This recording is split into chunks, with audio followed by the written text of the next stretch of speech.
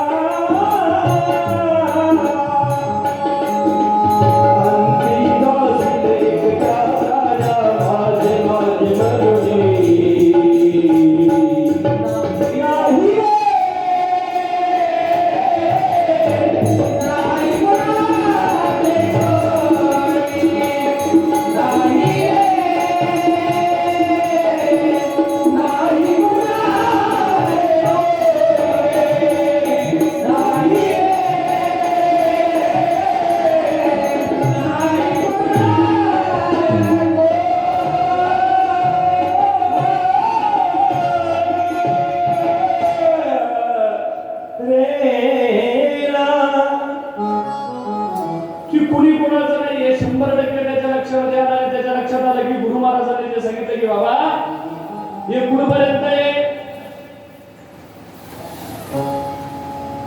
हे फक्त जोपर्यंत अपेक्षा आहे जोपर्यंत सुख तुमच्याकडून प्राप्त होतो तोपर्यंत तुमच्या सोबत लक्षात घ्या संसार करावा करू नये असं कोणीच सांगितलं नाही प्रपंच करावा नेट करावा मग परमार्था जो विवेका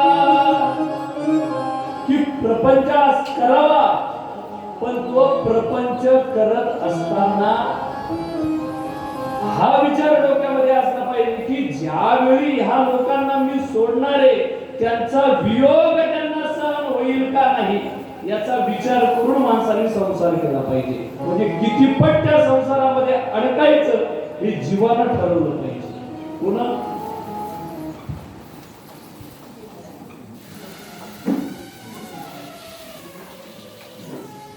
राम जय राम जय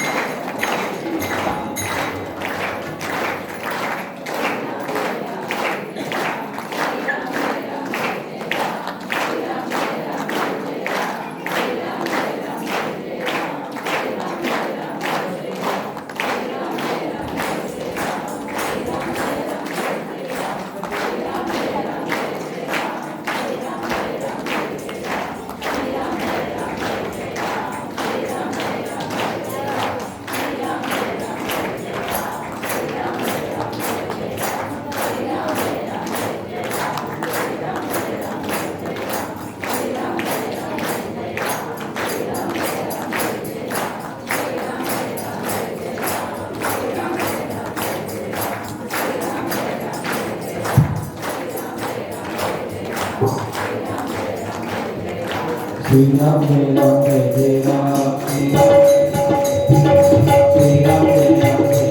Sri Ram Jai Ram Jai Ram Sri Ram Jai Ram Jai Ram Sri Ram Jai Ram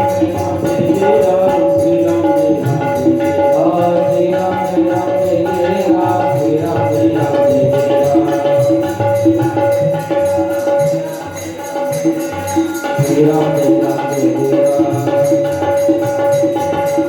Ram Jai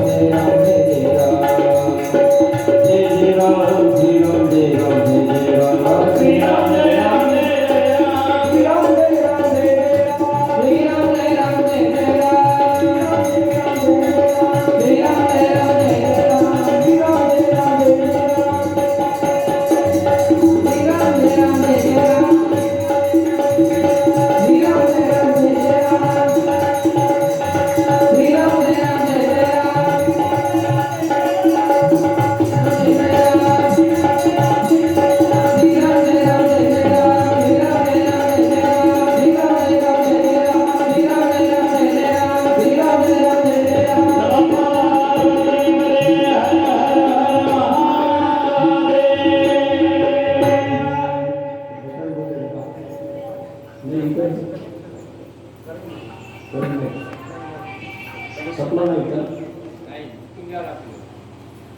देता येत नाही काढा की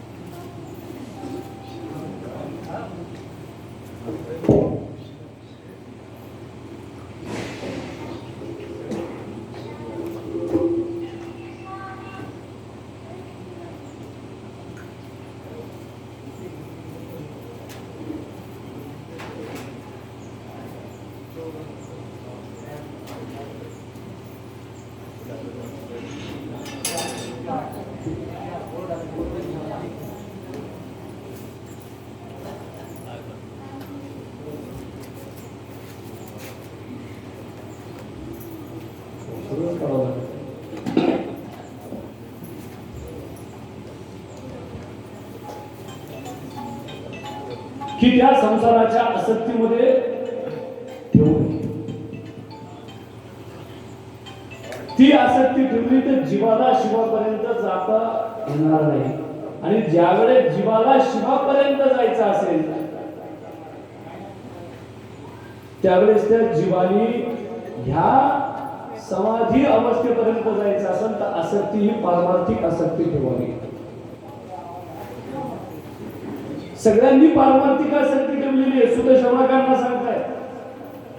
पण ज्यावेळेस ही पारमार्थिक आसक्ती ठेवत असताना काही षडविकार, काही तारकासुरासारखे दैत्य,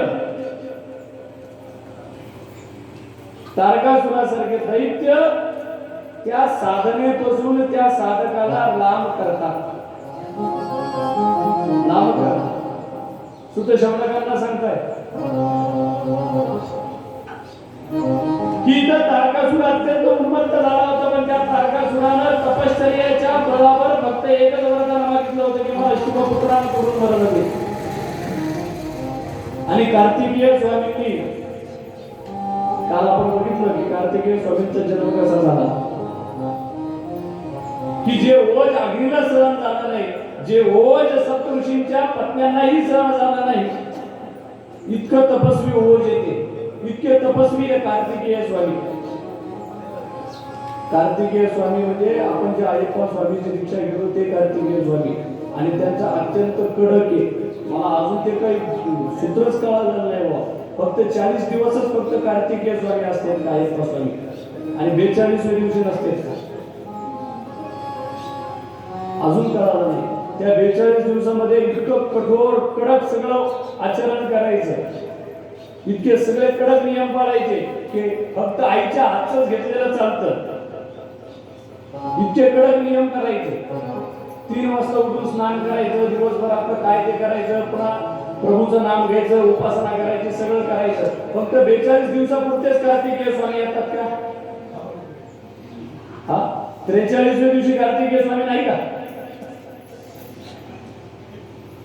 अहो, ती दीक्षा प्रबोध करते की 42 दिवसामध्ये तुम्ही ह्या दीक्षेमध्ये राहिल्यानंतर ह्याच वातावरणामध्ये तुम्ही राहा, म्हणजे दीक्षित व्हा. काय व्हा? त्यावेळेस दीक्षा असती, पण ती दीक्षा घेतल्यानंतर पुढं काय व्हा? दीक्षित व्हा. जी माळ तुम्ही घातलेली आहे ती 42 दिवस घातल्यानंतर ज्या नियमामध्ये तुम्ही राहिला त्याच नियमामध्ये पुढं राहा. हा प्रबोध ती दीक्षा करते. काय करते? हाच प्रबोध करते दीक्षा.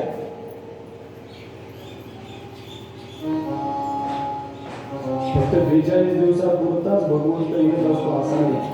42 दिवस म्हणजे अनुसंधान, 42 दिवस म्हणजे अनुष्ठान. त्या 42 दिवसाला एक मंडळ होत असतं, मंडळ. आणि त्या मंडळामध्ये नियमानं व्यक्ती राहिला की त्या नियमानं तर पुढचं आयुष्य काढावं. आणि दुर्दैव वाटतं मला की फक्त 42 दिवसच नियम पाळायचे आणि 43व्या दिवशी जे पिऊ नये तेच प्यायचं, जे खाऊ नये ते खायचं. अहो, ते 42 दिवसाचं अनुष्ठान केलेलं असताना ते फलद्रूप केव्हा होत आहे सांगू का? 42 दिवस केलेलं अनुष्ठान ते फलद्रूप केव्हा होतं माहिती का? 42 दिवसाचं एक मंडळ पूर्ण झाल्यानंतर पुढचे 15 दिवस त्याच अनुसंधानामध्ये राहावं लागतं, त्यावेळेस त्याचं फळ मिळतं. पण त्या 15 दिवसामध्ये आपण अत्यंत काहीतरी वाईट पाप करतो, त्याचं फळच मिळत नाही.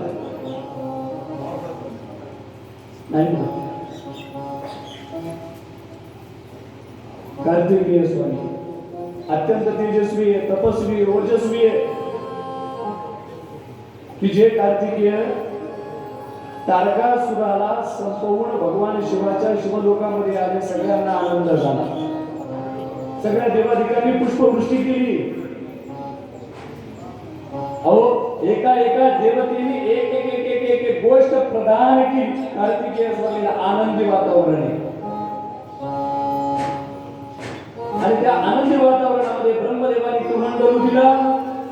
कोणाला? कार्तिकेय स्वामीला. सुद्धा शौनकांना सांगताय ब्रह्मा सावित्रीचा उपदेश झाला, यज्ञोपवीत घातल्या गेलं. त्या कार्तिकेय स्वामींना वाहन म्हणून मोर दिला.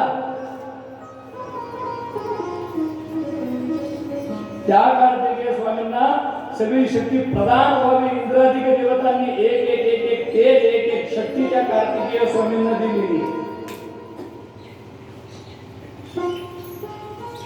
पण ज्यावेळेस हे कार्तिकेय स्वामींनी तारकासुराला मारलं त्यावेळेस ब्रह्मदेव नारदाला सांगतायत, सूत शौनकांना सांगतायत, वध केल्यानंतर क्रौंच नावाचा एक पर्वत आहे. कोणता? क्रौंच नावाचा पर्वत.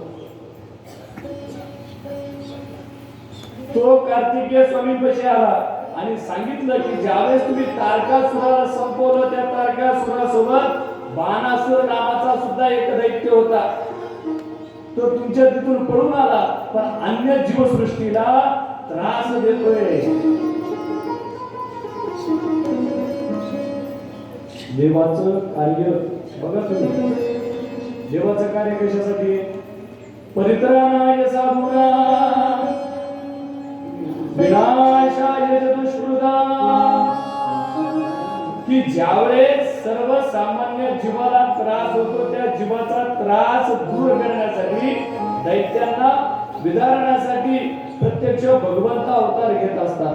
धर्मरक्षावया अवतार केसी अमूल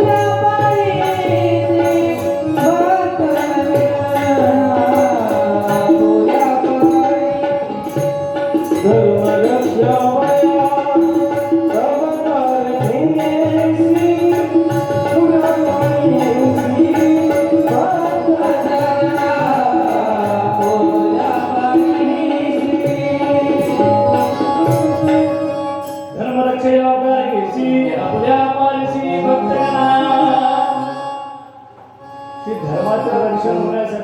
अवतार घेतो. तर बघा तुम्ही देवामध्ये आणि संतांमध्ये किती फरक आहे बघा. देवामध्ये आणि संतांमध्ये किती फरक आहे. संत वाईटाला चांगलं करण्याचा प्रयत्न करतात. असं कुठं तरी ऐकलं का, वाचलं का? तुकाराम महाराजांनी मारलं म्हणून, ज्ञानेश्वर महाराजांनी मारलं म्हणून, वाईट वृत्तीचे दैत्य वृत्तीचे लोक होते त्यांना मारलं म्हणून असं ऐकलं का आपण? त्या वाईटालाही समावून घेण्याची ताकद कोणामध्ये? संतांमध्ये. पण दैत्यांना ताडण करण्यासाठी भगवंत आहे. दैत्यांना ताडण करण्यासाठी त्या क्रौंच नामक पर्वताने सांगितलं, हा बाणासुर नामाचा दैत्य त्याला अत्यंत वाईट कार्य सुरू केलेलं आहे. काय? यज्ञ यागादी कर्म करणाऱ्या यज्ञामध्ये वाईट गोष्टी करायला लागलेल्या आहेत.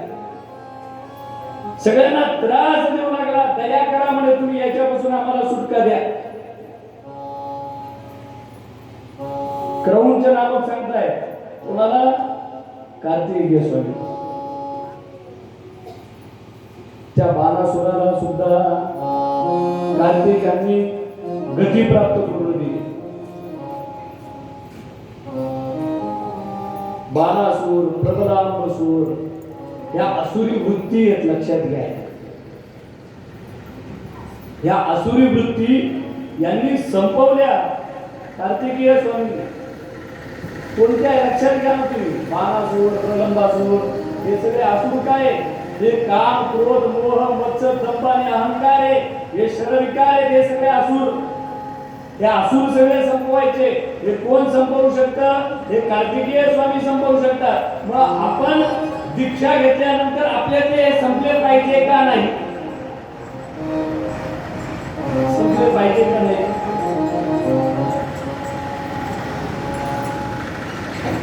का फक्त 42 दिवसापुरते संपवायचे ते? असं काही आहे का? हे सगळे विषय संपवले कार्तिकेय स्वामींनी. शिव पार्वतीला भेटण्यासाठी कैलासावर स्वतः आलेले. सगळ्यांनी आनंद उत्सव साजरा केला की एवढ्या मोठ्या तारकासुराला संपवल्यानंतर, बाणासुराला संपवल्यानंतर, प्रबलासुराला संपवल्यानंतर कार्तिकेयांचं कौतुक सगळ्यांनी केलं. आनंद आहे सगळ्यांना. सूत शौनकांना सांगता की भगवान कैलासावर आहे, शिव पार्वती कैलासावर आहे.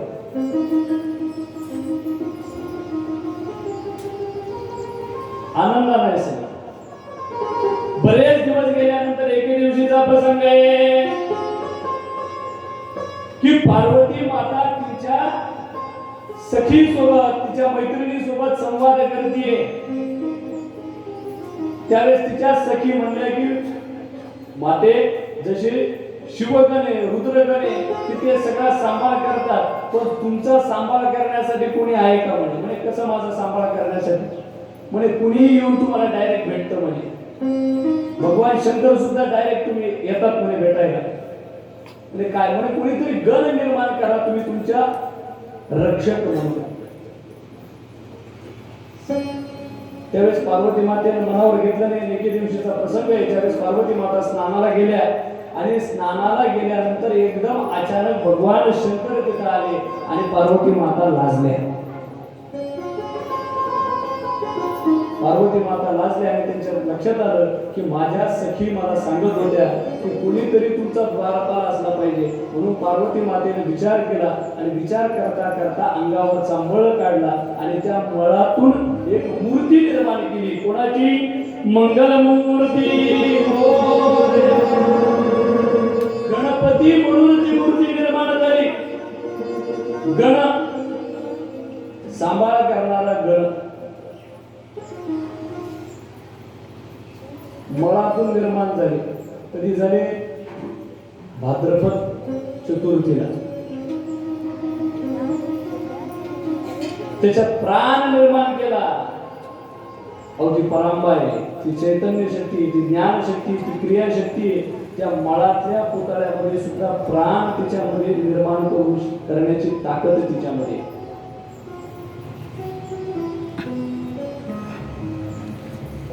गणपतीला निर्माण केलं आणि त्याला संरक्षण केलं. आणि त्याच गणपती सोबत भगवान शिवाचं युद्ध झालं की ज्यावेळेस परत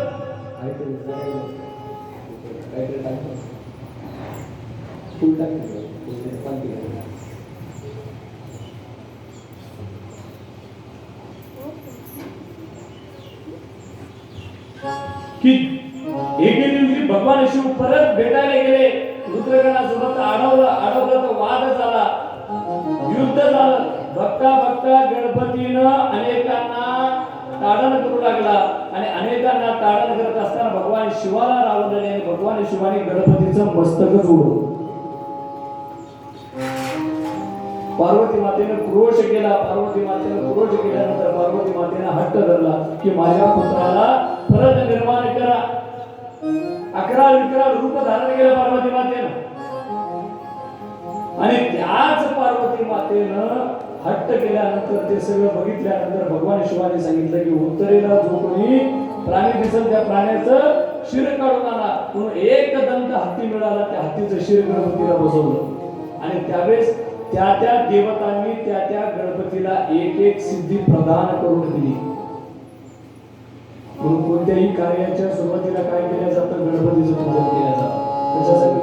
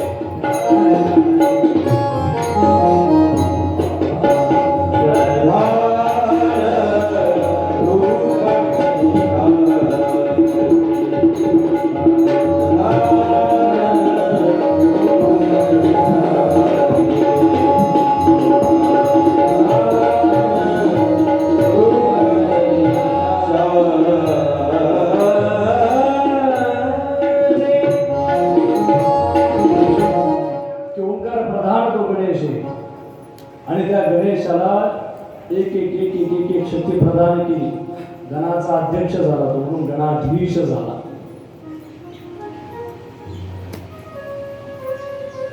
आता भगवान शिवाला आणि पार्वतीला 2 पुत्र आहेत आणि दोन्हीही पुत्रांचे विवाह सगळ्यांना कथाभाग माहिती. कार्तिकेय स्वामी पृथ्वी प्रदक्षिणेला निघाले, पण गणपती बाप्पा अत्यंत बुद्धिमान होते. त्यांनी आई वडिलांनाच प्रदक्षिणा केली. आई वडिलांना श्रेष्ठत्व प्रदान करून दिलं. आणि ज्यावेळेस कार्तिकीय प्रदक्षिणा करून वापस आल्यानंतर ज्यावेळेस त्यांना कळालं की गणपतीचा विवाहही झाला, क्षेम आणि लाभ हे 2 पुत्रही त्यांना प्राप्त झालेले, त्यावेळेस अत्यंत क्रोध निर्माण झाला कार्तिकेयांना.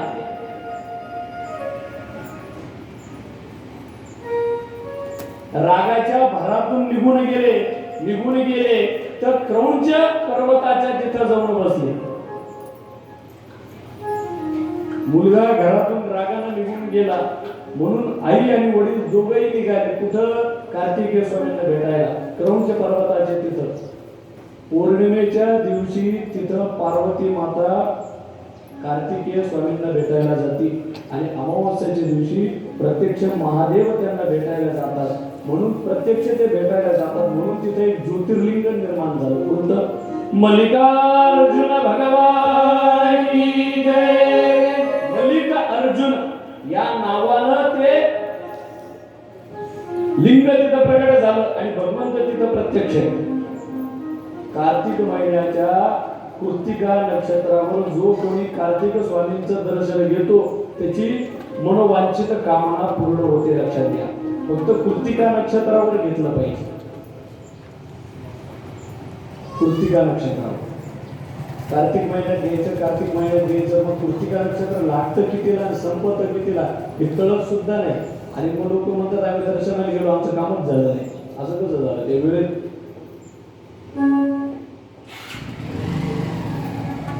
सगळ्या इष्ट कामना पूर्ण होतात. आणि आजही ज्या माता पित्यापासून मुलं वाद करून घरातून निघून गेलेले किंवा ते वाद करतात, घरी येत नाहीत, अशा परिवाराने मल्लिकार्जुन ज्योतिर्लिंगाचं दर्शन घेतलं पाहिजे. आजही तिथं त्या भावनेतून दर्शन घेतल्यानंतर तो भगवंत ते फळ प्रदान करतो.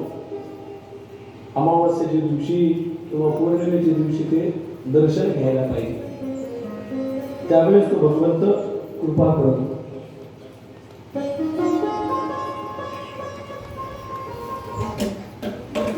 त्या कार्तिकेयांनी अजून विशेष महत्वाचं सांगितलं. शिवपुराणामध्ये सांगतोय की ज्यांना भूत प्रेताधिक लोकांना जो त्रास होतो, तो त्रास एखाद्याला झालेला असेल तर त्याने अमावस्येच्या दिवशी मल्लिकार्जुनाचं दर्शन घ्यावं.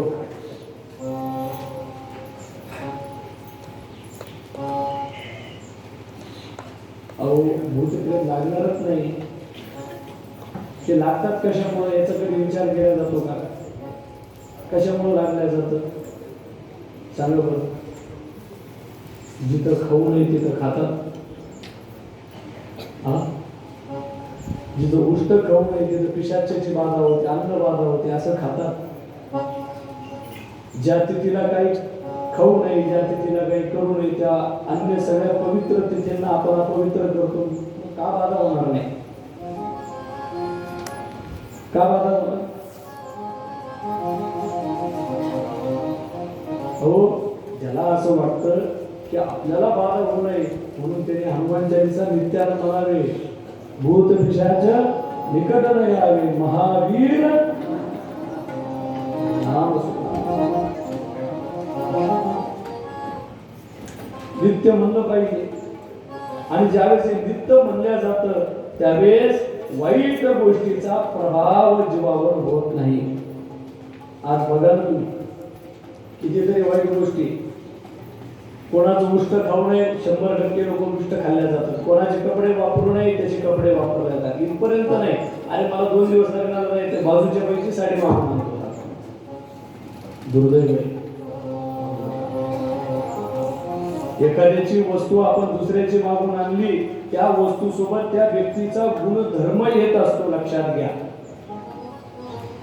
एखाद्याची वस्तू आपण मागून आणली ना, त्या वस्तू सोबत त्या वस्तू मालकाचा गुण येत असतो. ते म्हणजे तुम्ही काही सांगतात, मी काही सांगत नाही, ते पुराणातलंच सांगतो. पुराणातलं सांगतो. राजा परीक्षितानं कोणाचा टोप घातला होता? जरासंधाचा टोप आणला होता, हिसकावून आणलेला होता. आणि हिसकावून आणलेल्या गोष्टीमध्ये दुसऱ्याची गोष्ट आणलेली, त्याच्यामध्ये काय, त्या सोन्यामध्ये कशाचा वास होता? कलीचा वास होता. तो कली कुठं बसला?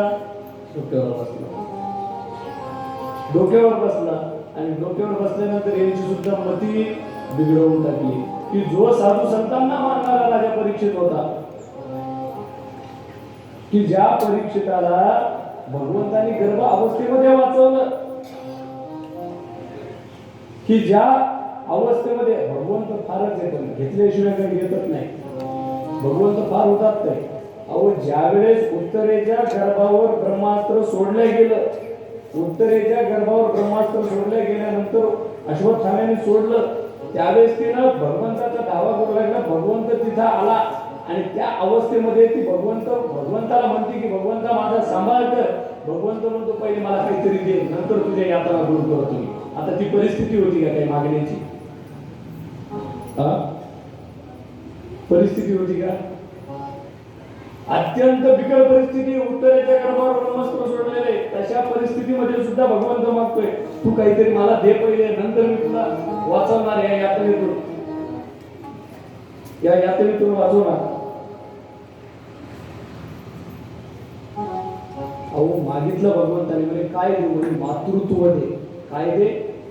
मातृत्व दे. तुझा आई म्हणून मला माझी हो, तू पुत्र म्हणून माझा स्वीकार कर, मी तुला मातृत्व देते. असं ज्यावेळेस उत्तरा म्हणली त्यावेळेस तिच्या श्वासातून तिच्या गर्भामध्ये गेले आणि गर्भामध्ये या राजा परीक्षिताचा सांभाळ केला. आणि तशा अवस्थेत सुद्धा तिला वात्सल्य भाव निर्माण झाला. वात्सल्य भाव निर्माण झाला. आणि अशा ज्या परीक्षिताचा सांभाळ केला, त्या परीक्षिताने दुसऱ्याची वस्तू वापरली. काय झालं? 7 दिवसात जाऊ लागलं म्हणून दुसऱ्याच्या गोष्टी वापरू नका. म्हणजे 7 दिवसात जातो असं मला म्हणायचं नाही, पण त्या वस्तू मालकाचे गुणधर्म आपल्यासोबत येत असतात. सुद्धा शौनकांना सांगताय, नारद ब्रह्मदेवांना सांगताय की कार्तिकेयाने अत्यंत आनंदानं माता पित्याचा स्वीकार केला आणि त्याच पर्वतावर आजही कार्तिकेय भगवंत तिथे राहतात.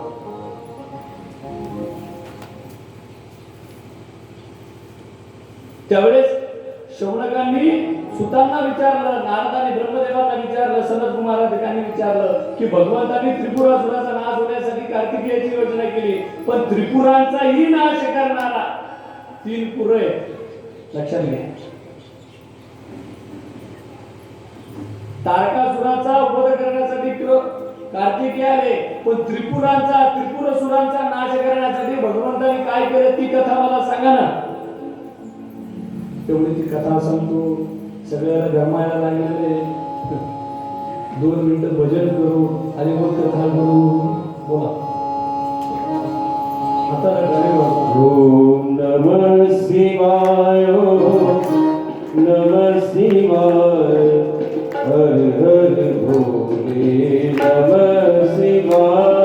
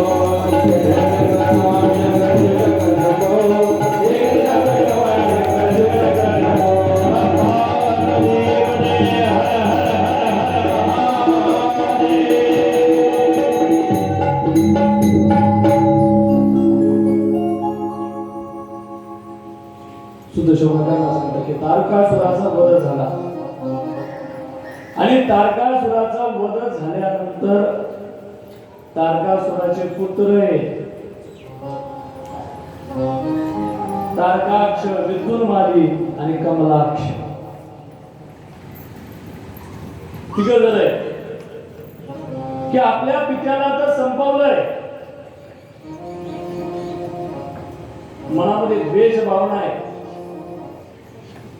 आपण सुद्धा प्रभावी व्हावं, आपण सुद्धा तपस्वी व्हावं, तप करून शक्ती प्रदान करून घ्यावे आणि त्यानंतर शिवपुत्र आणि शिवाचा वध करावा. मनामध्ये ठरवलंय, अत्यंत ताकदवान आहे, महाबलवान आहे, महापराक्रमी आहे, जितेंद्रिय आहे, संयमी आहे, सत्यवादी आहे. पण देवांनी आपल्या पित्याला मारलंय म्हणून मनामध्ये काय आहे, देवाविषयी रोष उत्पन्न झालेला आहे. लक्षात घ्या, काय निर्माण झालेलं आहे, रोष निर्माण झाला. काय असतं, एखादी गोष्ट गैरसमजानं मनामध्ये आडी निर्माण झाली ना, ती आडी जोपर्यंत निघत नाही तोपर्यंत कोणतंच नातं चांगलं राहत नाही बरं. म्हणून मनामध्ये गैरसमजाची आडी माणसानं कधीच करून घेऊ नये. आणि एकदा गैरसमज झाला की ते नातं परत टिकत नाही, ते नातं परत टिकत नाही. आणि ते नातं टिकवण्यासाठी फार उदात्त अंतःकरण लागतंय, फार मोठं मन लागतंय. आणि इथं या ठिकाणी देवांविषयी मनामध्ये रोष उत्पन्न झालेला आहे. लक्षात घ्या, देवांबद्दल रोष निर्माण झाला.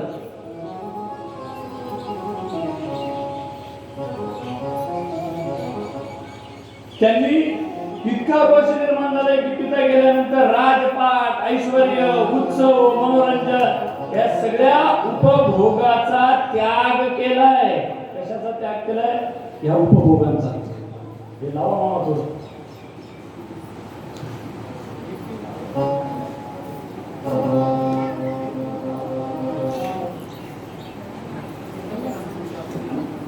त्यांनी सुद्धा तुमचा अंत पाहिलाय. खरंच काय गोष्टी आहेत काय करते ना.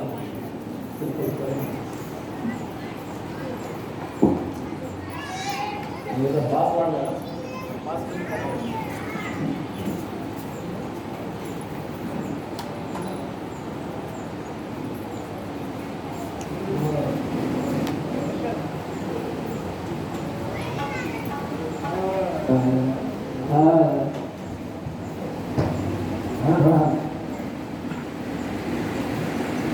तुझा मी सोनार, तुझा मी सोनार,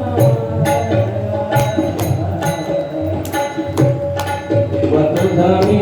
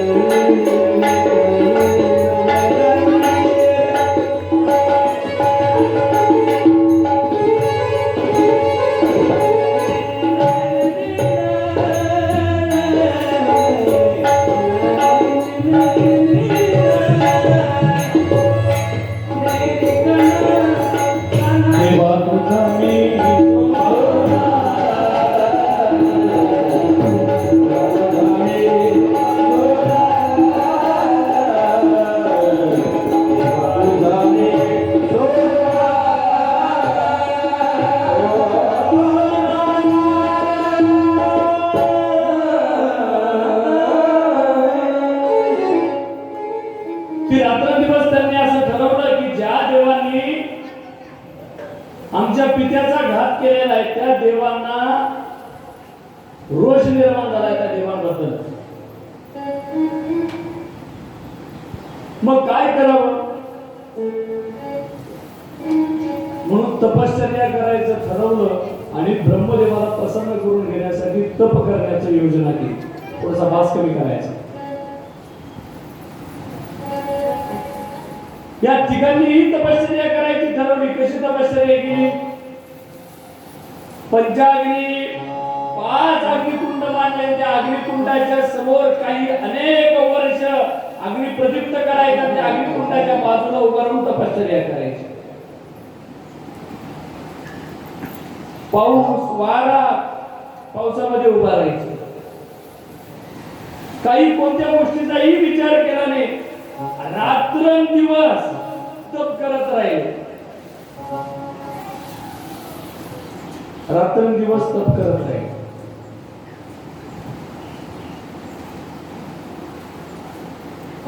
तपाच्या बळावर मनुष्याला काहीही प्राप्त होऊ शकते एवढं लक्षात घ्या.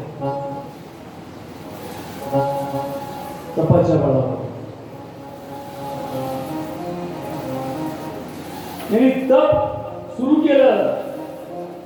इतकं तप केलं रात्रंदिवस तपश्चर्या. वायू भक्षण करू लागले. काय करू लागले? वायू भक्षण करू लागले.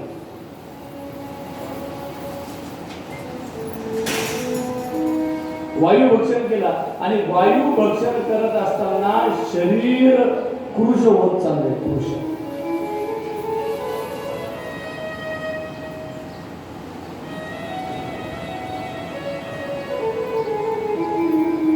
ब्रह्मदेवाला मनामध्ये विचार आला ब्रह्मदेवाचा की आपल्याला आता जावं लागेल आणि त्यांनी जी तपश्चर्या केली त्यांना काय पाहिजे ते फल द्यावं लागतील म्हणून देवाधिकांना बोलताय शुद्ध श्रवणाकडनं सांगताय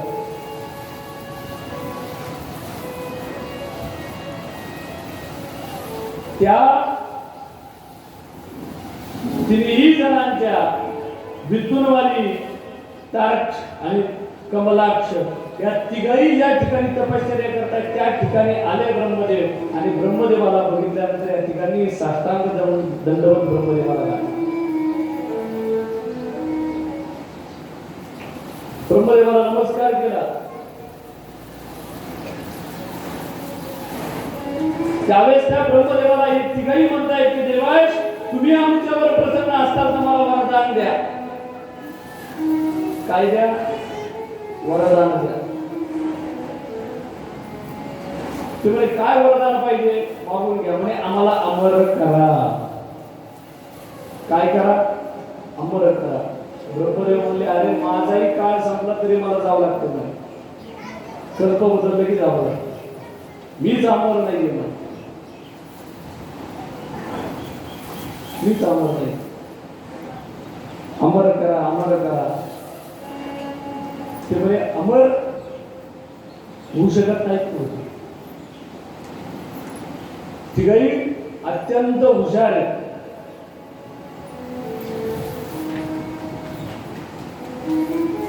उपजले ते नासे नासे ते उपजे पुनर्विधीचे एक घटिका यंत्र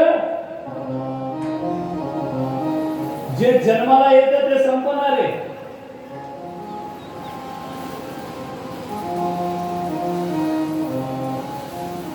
जे निर्माण झालंय त्याचा कुठंतरी अंत आहे. ब्रह्मदेव म्हणले मी तुम्हाला अमर करू शकत नाही. तिघही अत्यंत हुशार आहे. अमर करू शकत नाहीत ना म्हणे. मग आम्ही जे मागतो ते करा. ते काय मागा.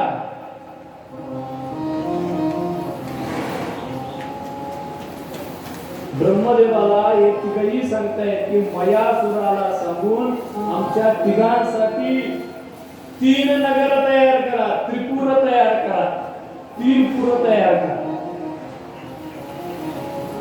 सुवर्णाचं नगर करा.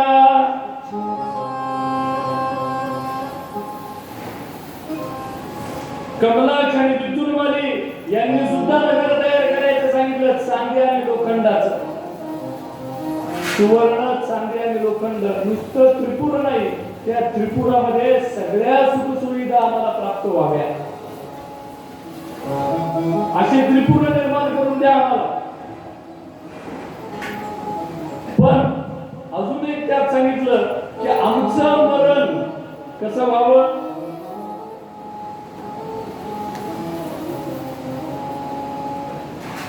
हजार वर्ष आमचे शहर राहिले पाहिजे असं मागून घेतलं. आणि मरण मागताना कसं मागितलं. आमचं मरण आमचे शहर ज्या ठिकाणी आहे त्या ठिकाणी ते एका वेळेत एका लाईनीत यावे. 3 विरुद्ध दिशेला आहे. ते तिन्ही शहर एका लाईनीमध्ये यावे. त्यावेळेस माध्यान्ह समयी म्हणजे दुपारच्या वेळेला अभिजित मुहूर्त असताना चंद्र पुष्य नक्षत्र स्थित असताना काय मरण मागेल. मरण कसं यावं. आकाशातून निळ्या पुष्करावर तनावर मेघांची छाया पडावी. तेव्हा पुढे भगवान शंकराकडून आम्हाला मरण यावं असं मरण मागितलं. आता हा योग येतो का. हा योग परमेश्वराला जाणावा लागतो.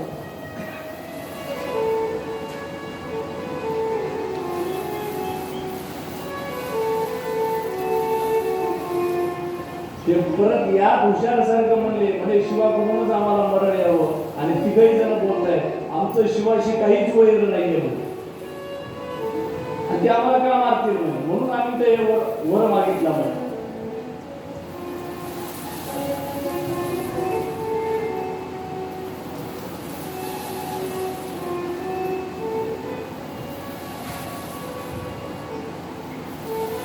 अहो मयासुराने तारकाशासी सोन्याचं, कमलाक्षा करता चांदीचं आणि विद्युत माली करता लोखंडाचं असं पूर निर्माण केलं.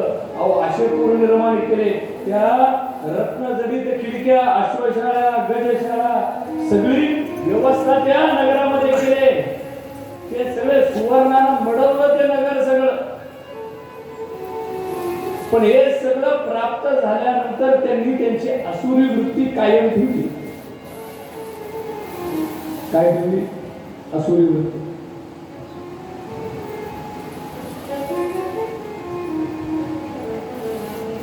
परत देवाधिकांना त्रास द्यायला सुरुवात केला. आहाकार करायले सगळीकडं. इंद्राधिकांना सुद्धा तंग करून सोडलं. सगळीकडं अत्यंत हाहाकार केलेला आहे. अत्यंत उन्मत्तासारखं वागायला सुरुवात केली की आता आपण अमरच झालोय या भावनेतून वागायला सुरुवात केली.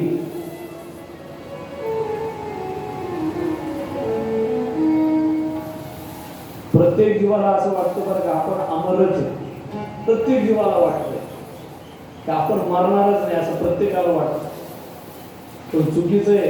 प्रत्येकानं हा विचार करायला पाहिजे की पुढच्या क्षणाला मी माझा नाही,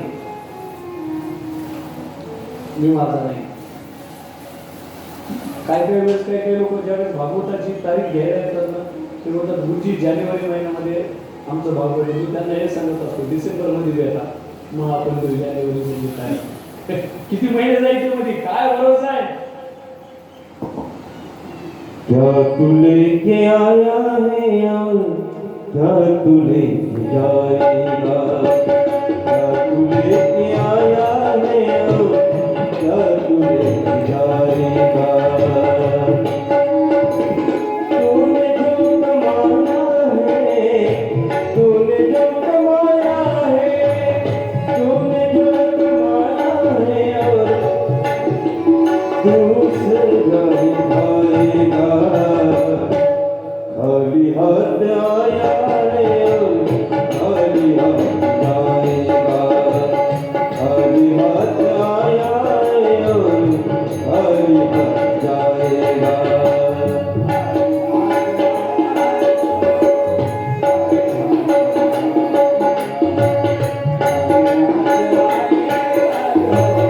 खाली हाथ जाएगा.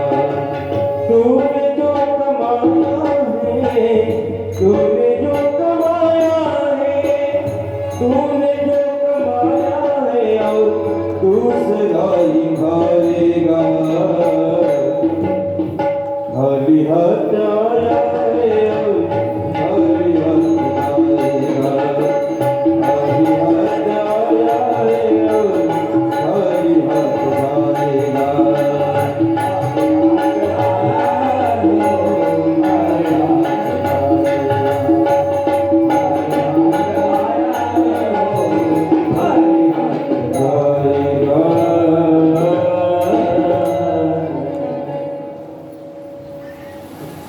काही भरोसा नाही.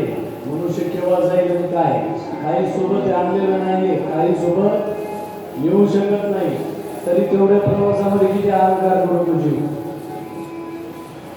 अमरासारखं वागतो.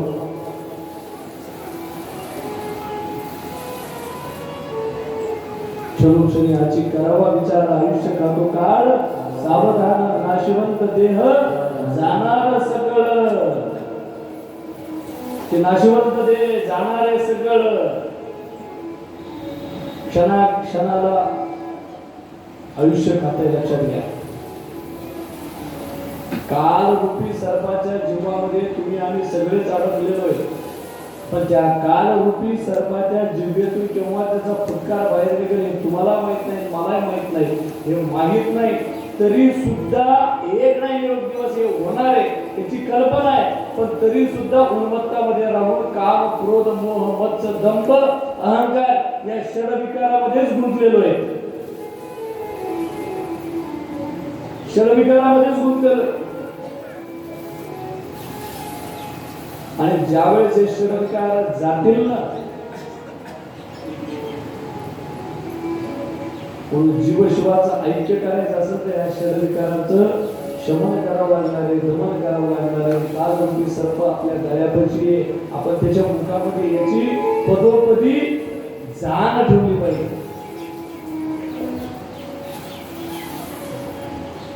जाण ठेवली पाहिजे. अमर कुणीच नाहीये, अमर कुणीच नाही. किती एक आले आणि गेले, मोठमोठाले आले, संत आले, महंत आले, तपस्वी आले, सगळ्यांना जावं लागलं. अहो इंद्राला सुद्धा त्याचा कार्यकाळ संपला की परत जावं लागतं. हे बन मुसाफिर तुझे निकलना पडेगा,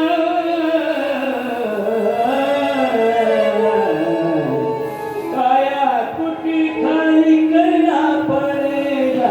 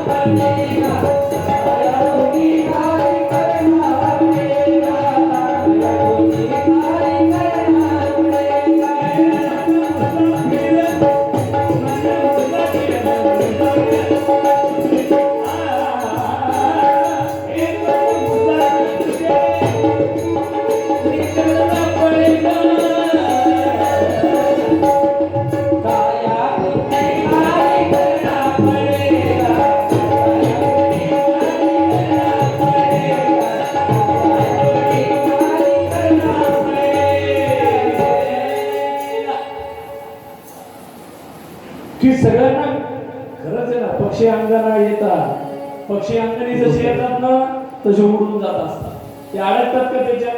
तसे प्रत्येक जीवाचं आहे हे शरीर आहे, हे भगवंताला फक्त आपल्याला तुम्हाला आम्हाला वावरायला दिलेलं आहे.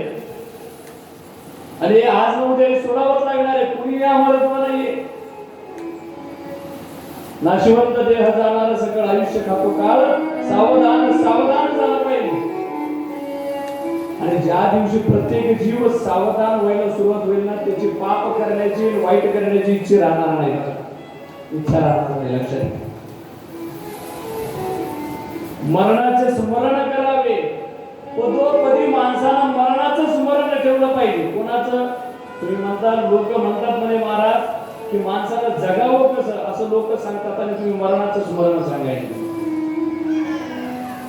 अहो मरणाचं स्मरण ठेवलं तर माणूस माणसासारखं वागल, नाही तर आज प्रत्येक जण उन्मत्तासारखा वागतोय. सांगणारा असो किंवा ऐकणारा असो, तो विसरून गेलेला आहे मरणाचं स्मरण. ज्यावेळेस मरणाचं स्मरण आहे त्यावेळेस मनुष्य चांगला वागतो. जा बाळा, 20 मिनिटं आहे का?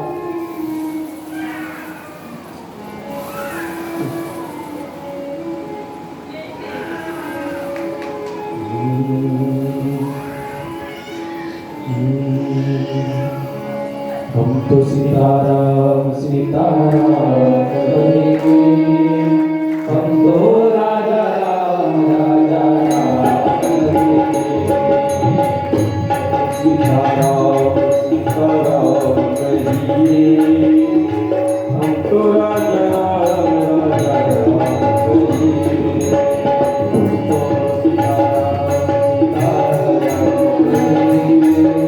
हम तो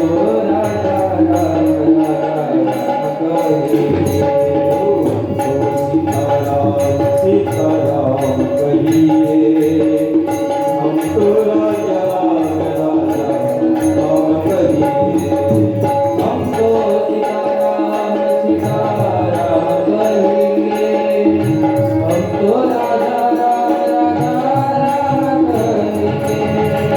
हम तो सीताराम सीताराम कहिए, हम तो राजा राम राम कहिए।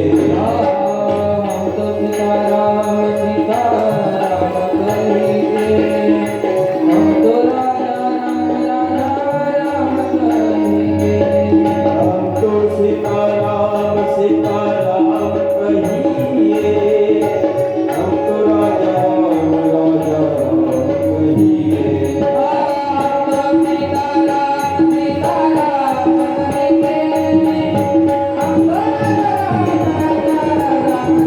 हम तो सीताराम सीताराम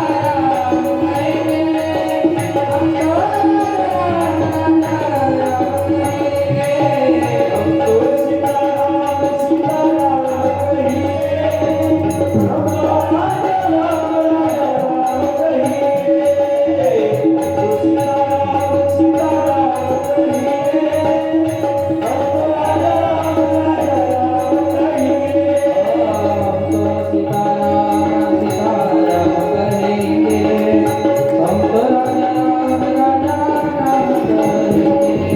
हम तो सीताराम सीताराम कहिए, हम तो राजा राम कहिए।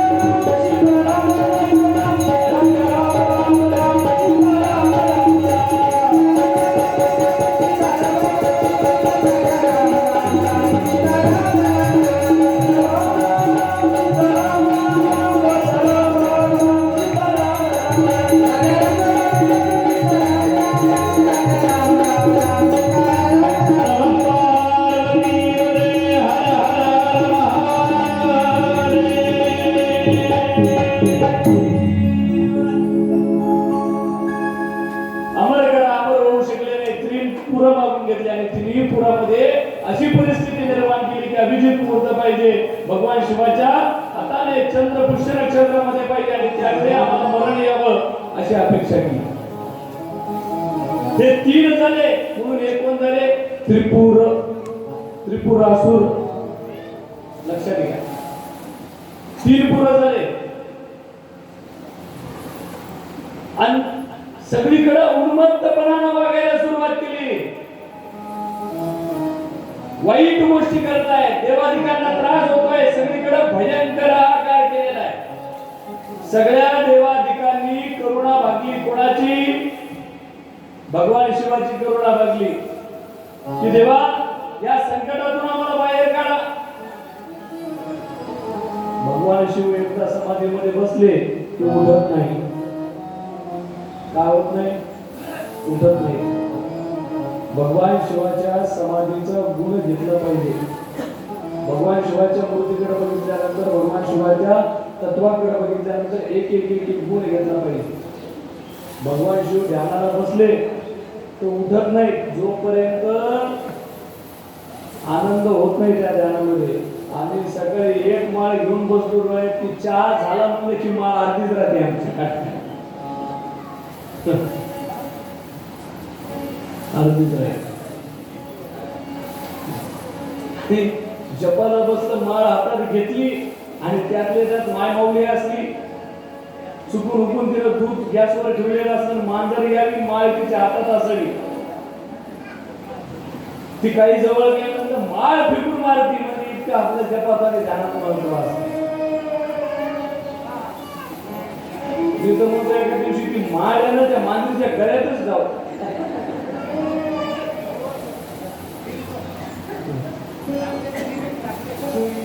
आपण जप करत असताना, आपण साधना करत असताना आपल्याला विषय चिकटलेले, विकार चिकलेले मन एकाग्र होत नाही. एकाग्र करून या मन बळेची धरावे ते साधन.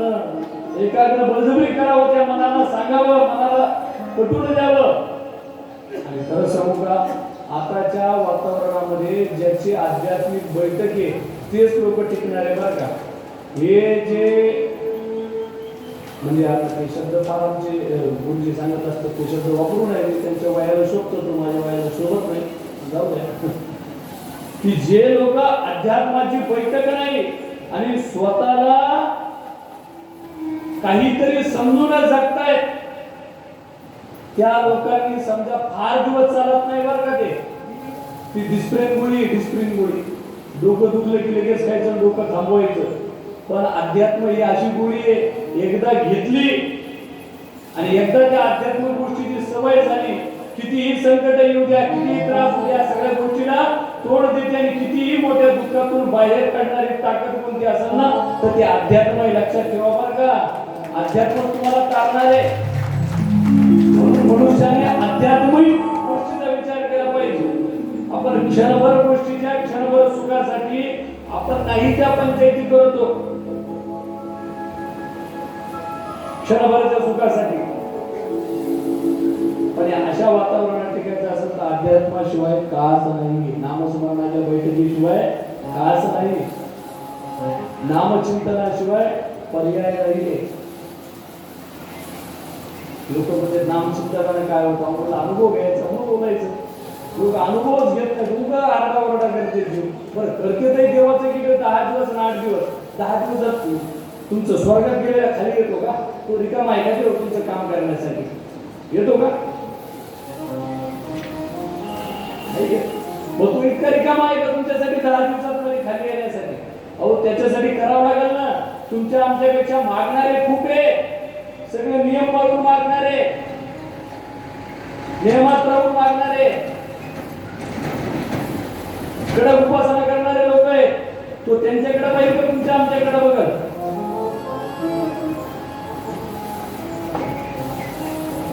आपण फक्त, मला एक प्रश्न विचारतो तुम्हाला, मी त्याचं पटकन उत्तर आहे. उपासना करायची ही गरजेपुरती करायची का आवड म्हणून करायची सांगा? आवड म्हणून, बरोबर आहे. ज्याला समजा खरंच उपासनेची आवड आहे ना, परमेश्वर त्याच्याकडे कृपाच करत असतो बरं का. आणि माझं काहीतरी अडकलंय गरज म्हणून करतो ना, परमेश्वर म्हणतो याला वेटिंग रूम मध्ये टाका, वेटिंग रूम मध्ये टाका. की हा फक्त कसा आहे, याला गरज पडल्यानंतर हा उपासना करतो. पण ज्याला आवड आहे ना, परमार्थाची आवड असावी. आणि आवड असली की मनुष्य कितीही कामामधून सवड काढतो आणि परमार्थाचा जप करतो. लक्षात घ्या.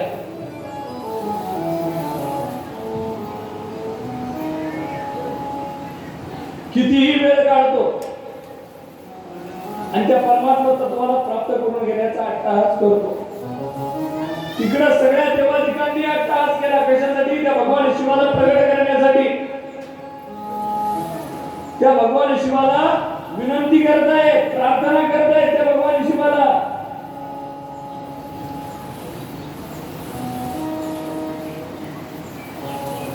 आराधना करतायत त्या भगवान शिवाची, विनंती करतायत. तू अशुतोष आहे, तू मृड आहे, तू ईश्वर आहे, तू पंचमुख आहे. भगवान शिवाला किती मुख आहेत? पंचमुखी आहे भगवान शिव. विनंती करतायत त्या भगवान शिवाला. तू पिनाकधारी आहे, की तू भक्तावर येणार संकट निर्माण करणारे भगवान शिव. आणि भगवान शिव इतके भोळे, त्याची कोणी स्तुती केली ना तो लगेच प्रसन्न होतो. काय म्हणले साधू संतांनी? शिव भोळा भोळा, शिव भोला चक्रवर्ती, शिव भोला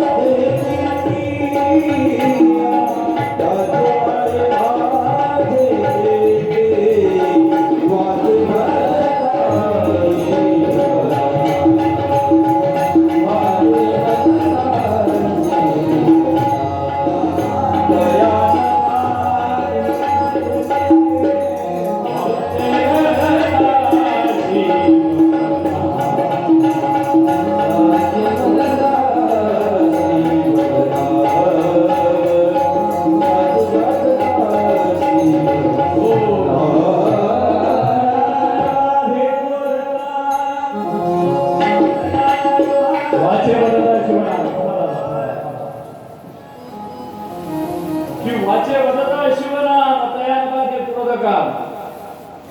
मैफिलीत बसणार आलो होतो.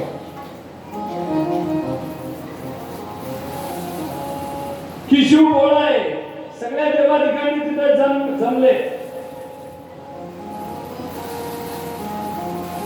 आणि सगळ्या देवा ठिकाणी त्याची करुणा, त्याची स्तुती वाटली की भगवंता तू अवतार.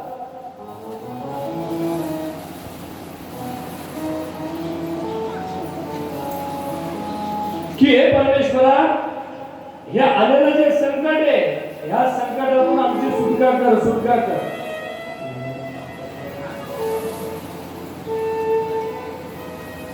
याच्यातून आमची सुटका कर. सगळ्या देवांनी करुणा भागली. तो भोळा आहे, तो प्रसन्न झाला. रथावर आरूढ झाले आणि त्रिपुराच्या नगरीला निघाले. आणि त्रिपुराच्या नगरीला निघाल्यानंतर भगवान शिवानी ज्यावेळेस पिनाक धनुष्यावर बाण लावला, पण ते काही चंद्रपुष्य नक्षत्रात येईल, ते वातावरणच होत नाही. शिवाकडून मरण पाहिजे, ते वातावरणच होत नाहीये. का होत नाहीये? सगळ्यांनी विचार केला.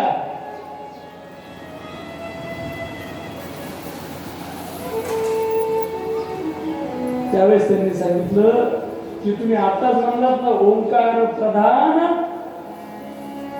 काय म्हणला? ओंकार प्रधान रूप गणेशा, की तुम्हीच वरदान दिलंय ना गणपतीला की आम्ही कोणतंही कार्य करू तर तुझं स्मरण केल्याशिवाय ते कार्य आमचं होणार नाही. त्या गणेशाची आराधना केली भगवान शिवानं सुद्धा, पुत्राची, देवाधिकांनी, सगळ्यांनी.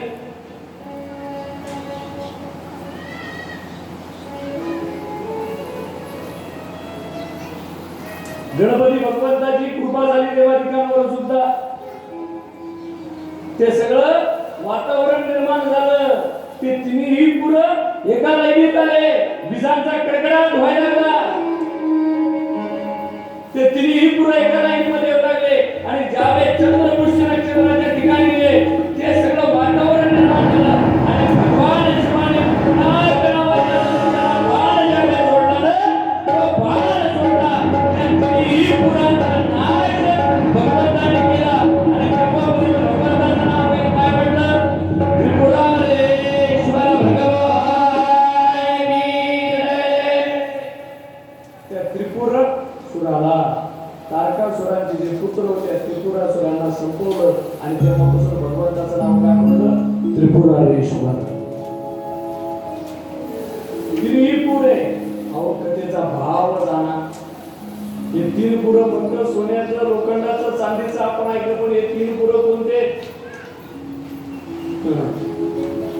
आधी भौतिक, आध्यात्मिक, आधी दैवी, सत्व, रजतम या तीन अवस्थेमध्ये मनुष्य असतो. कधी सत्वगुणाने युक्त होतो, सोन्याचा मोह धरतो. कधी रजोगुणाने होतो, चांदीचं पूर निर्माण होतो. आणि कधी तमोगुणाने होतो, कशाचा? लोखंडाचा पूर होतो. लक्षात घ्या. आधी भौतिक, आध्यात्मिक, आधी दैविक या तिन्ही तापातून, कशातून? थोडसा विचार करा, कथेचा भाव लक्षात घ्या. या त्रिविध तापातून मनुष्याला बाहेर निघायचं असेल तर ते फक्त कोण काढू शकतं? ते भगवान शिव काढू शकतात. तयान बांधी क्रोध काम, ज्याला क्रोध काम काढत नाही तो भगवान शिवच काढू शकतो. सुद्धा शमकांना सांगतात, नक्कीश्वरा इत्यादिकांना सांगतात की भगवान शिवाने त्रिपुरासुराला संपवलं. पुढे व्यास सनत कुमारांना म्हणलेले की भगवान शिवानी इतक्या बलाढ्य सगळ्या दैत्यांना संपवलं. भगवान शिवाचं काय? तर त्यावेळेस त्यांनी बोलायला सुरुवात केली. म्हणे महाराज, जालंधर नावाचा अत्यंत मोठा दैत्य होता, त्याला सुद्धा भगवान शिवानी कसं संपवलं? तिची पत्नी तर एकदम पतिव्रता होती.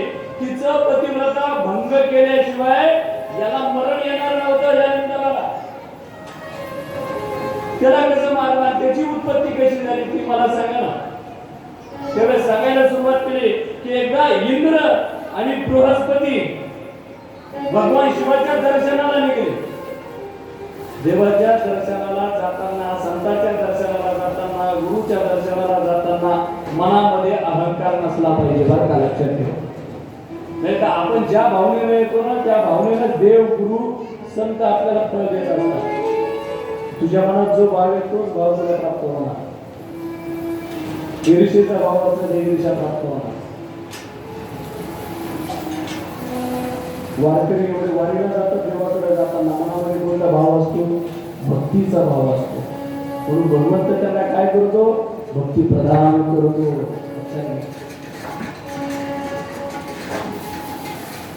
ज्या भावनेतून आपण त्या देवाकडे जातो देव त्याचं फळ प्राप्त करून देत असतो. बृहस्पती आणि या बृहस्पती सोबत इंद्र आहे. इंद्र म्हणजे काय? अत्यंत अवघड प्रकरण आहे इंद्र. की अहंकारानं भरलेलं आहे. एक लक्षात घ्या. काल जसं कीर्तनात सांगितलं की जनक एक आहे, पद आहे. इंद्र एक आहे, पद आहे. त्याच्यावर बसणारे वेगळे.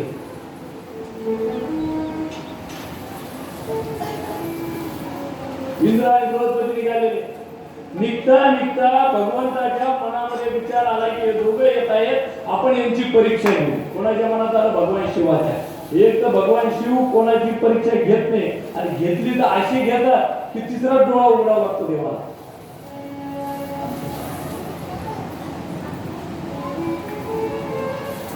निघाले भगवान शिव. कसे निघाले?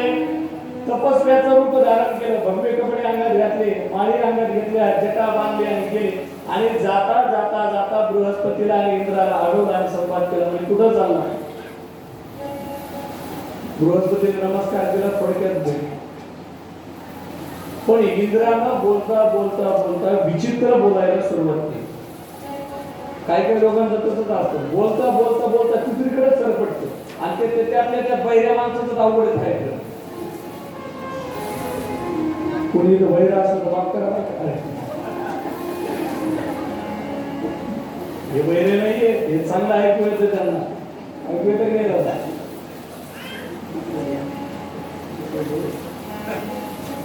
अवघड असतं त्यांना. आपण एक सांगितलं की ते म्हणतात आले का रामजी? हो आले रामजी. अरे हो म्हणलं, आपण म्हणलं चालले कीर्तनाला, नंतर बऱ्याच वेळानंतर हो चालले कीर्तनाला.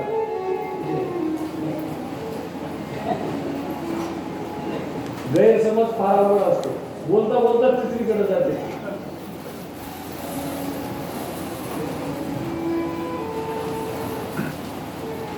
गैरसमज करून घेतला, बोलता बोलता इंद्रानं तिसरीकडेच गेले आणि भगवान शिवाशी वैर निर्माण झालं आणि भगवान शिव क्रोधामध्ये आले.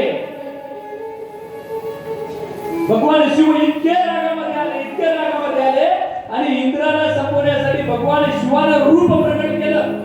बृहस्पतीच्या लक्षात आलं की हेच भगवान शिव आहे. आपण इतर दर्शनाला समोर ही काय भानगड झाली. इंद्राला कळलं बृहस्पती हात जोडताय, पण इतकं वाईट बोलले इंद्र, अभद्र शब्द वापरले भगवान शिवाच्या बाबतीमध्ये. तृतीय नेत्र उघडलं भगवान शिवाचं. तृतीय नेत्र निमित्ती क्रोधाग्नी प्रलय ज्वाळा. काय झालं? क्रोधाग्नी प्रलय ज्वाळा अशा बाहेर निघल्या. बृहस्पतीने नमस्कार केला, इंद्र सुद्धा शरणाला, देवा चुकलो म्हणे, माफ करा. काय झालं म्हणे? चुकलो, माफ करा म्हणे देवा. पण आता हे नेत्र हे क्रोधाग्नी ज्वाळा सोडणार कुठं? या क्रोधाग्नी ज्वाळा समुद्रामध्ये सोडल्या आणि त्या समुद्रामधून एक दिव्य बालक जन्माला आला आणि ते बालक दिव्य जन्माला आलं आणि जन्माला आल्यानंतर रडायला लागलं. त्याच्या आवाजाचा टाहो ऐकून सगळे कंटाळले. ब्रह्मदेव तिथे आले आणि ब्रह्मदेवाने जवळ घेतलं तर ब्रह्मदेवालाच आलिंगन दिलं आणि ब्रह्मदेवाने त्याला पुत्र समजलं. तो कोण? जालंधर. पण काय झाला? असुर झाला.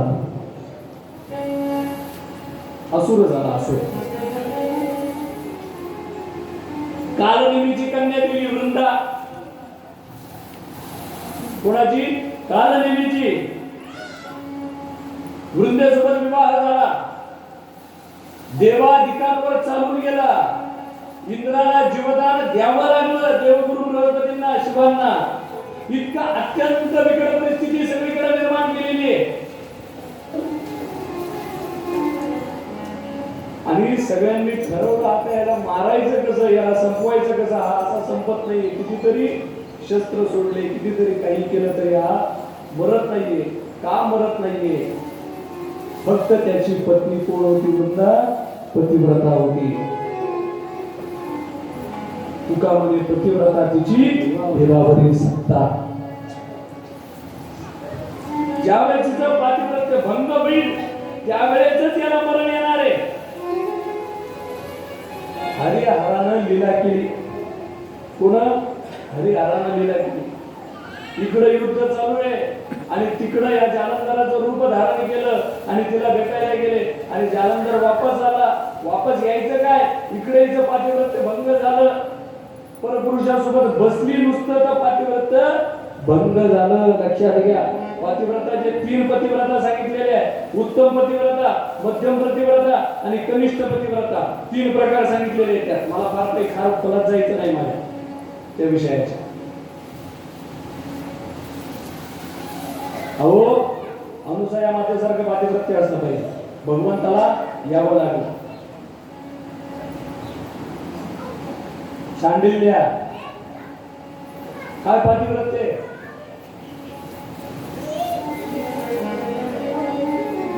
अयोध्या, द्रौपदी, सीता, तारा, मंत्रो, दरी कथा, पंचकन्या स्मरेनित्य महापातकनाशनम. का की या 5 पतिव्रता आहे. पंचकन्या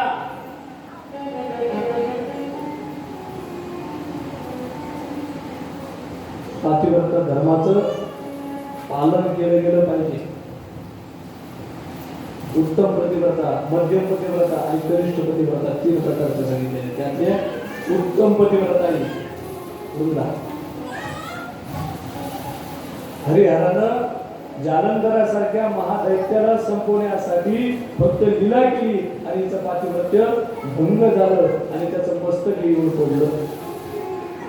शाप दिला नारायणाला. काय झालं? पाषाण उशीर पाषाण म्हणून गंडकी नदीमध्ये जाऊन पडले. काय झाले? शालिग्राम. देव फारे शाप दिला, स्वीकारला देवानी, स्वीकारला. कालांतरानंतर ज्यावेळेस लक्ष्मी शरण गेली आणि मुक्तता झाली त्यावेळेस त्या वृंदेला सांगितलं, तिथं तू देह सोडशील ना, तिथं 3 वृक्ष निर्माण झाले. वृंदेनं जिनं देह सोडला. कोणतं? आवळीचं, तुळशीचं आणि बेलाचं. हे 3 वृक्ष निर्माण झाले तिथं. आणि लक्षात घ्या, जिथं आवळीचं झाड आहे, बेलाचं झाड आहे, तुळशीचं झाड आहे, त्याला काशी क्षेत्र म्हणलं जातं बरं का. म्हणून आपल्याला शेत आहे, आपल्या शेतामध्ये 3 झाडं लावले पाहिजे, 3 झाडं लावले पाहिजे. आणि ज्यावेळेस ग्रहण काळामध्ये त्या 3 झाडांच्या जवळ जाऊन बसलं ग्रहण काळामध्ये आणि अनुष्ठान केलं त्या ग्रहण काळामध्ये या 3 झाडांच्या जवळ, तर काशीला अनुष्ठान केल्याचं द्विगुणित फळ प्राप्त होतं. लक्षात ठेवा. म्हणून हे 3 झाडं फार महत्वाचे आणि खरं वृक्ष जपलेच पाहिजे बरं का. आपण वृक्ष लावत नाहीये, वृक्ष लावले गेले पाहिजे. या दिवसामध्ये वृक्षाचं महत्व करताना गाडी लावण्यासाठी सावली पाहिजे, म्हणून महावृक्ष लावले गेले पाहिजे. महावृक्ष राहिले तर काहीतरी खरं आहे, नाही तर बाकी काहीच खरं नाही बरं का. आणि त्यात जी तुळशी निर्माण झाली तिचा स्वीकार भगवंतांनी केला. लक्षात घ्या. आणि भगवंताने तिचा स्वीकार केला. आणि खरंच आहे, जो तुळस धारण करतो, तुळशीची माळ धारण करतो, त्याचा स्वीकार कोण करतो? भगवंत करतो. लक्षात ठेवा. म्हणून गळ्यामध्ये माळ असली पाहिजे. सुदर्शनांना सांगतात की त्या जालंधराला सुद्धा गती प्राप्त करून दिली. भगवंताने शाप घेतला. हरिहर वेगळे नाही, एकामेकाच्या हृदयामध्ये दोघांनीही त्या वृंदेचा तुळशीचा सांभाळ केला. भगवंताने काय केलं? भगवंताच्या कथा उद्याच्या सत्रामध्ये उद्या कथाची समापन आहे म्हणून 12 ज्योतिर्लिंग स्थापन. 7 दिवस आहे उद्या एक परवा आहे समाप्ती. कधी? परवा आहे का? कधीची समाप्ती उद्याच आहे. 7 दिवस उद्याच आहे. कधीची उद्या आहे? महाप्रसादाची नाही. उद्या 12 ज्योतिर्लिंग स्थापन आणि अन्य कथांचा उपअंश. एक गोष्ट सांगतो, मी पहिल्या दिवशीच बोलून गेलो. शिवपुराणाचे 1 कोटी श्लोक होते. 1 कोटी पेलणार नाही, भगवाच्या शिवापासूनच निर्माण झालं. त्याचा विस्तार व्यासांनी केला. त्यानंतर 1 लाख केले. 1 लाख सुद्धा कळणार नाही म्हणून किती केले? 24,000 केले. 24,000 श्लोक सुद्धा 7 दिवसामध्ये सांगता येतील. फक्त संक्षिप्त रूपानं त्यातला गाभा सांगण्याचा आपण प्रयत्न करतो. विस्तारपूर्वक शिवपुराण 7 दिवसामध्ये होत नाही. पण जे महत्वाचं आहे ते आपण बघतो. तत्वाचं वर्णन, उद्या भगवान शिवाच्या तत्वाचं वर्णन, 12 ज्योतिर्लिंग कसे स्थापन झालं त्याची कथा आणि उद्या कथेचं समापन होईल. म्हणून जी जी उपासना या शिवपुराणामध्ये सांगितलेली ती उपासना डोळस पद्धतीनं करा. आंधळ्या पद्धतीनं ती उपासना करू नका. आंधळ्या पद्धतीनं आपण ती उपासना करतो आणि त्या उपासनेचं फळ मिळत नाही म्हणून देवावरचाही आपला विश्वास उडतो. आपण नियमात राहून उपासना करत नाही.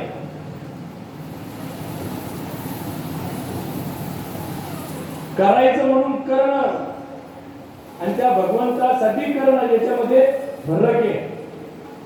म्हणून जी जी उपासना सांगितली या शिव महापुराणामध्ये ती उपासना डोळस पद्धतीने करा. 100% भगवान शिव तुमच्या मनातल्या सगळ्या मनोकामना पूर्ण करतील. हे शिवाच्या चरणी नतमस्तक होतो आणि सांगतो आणि वाणीला पूर्ण विराम देतो. चला आरतीला.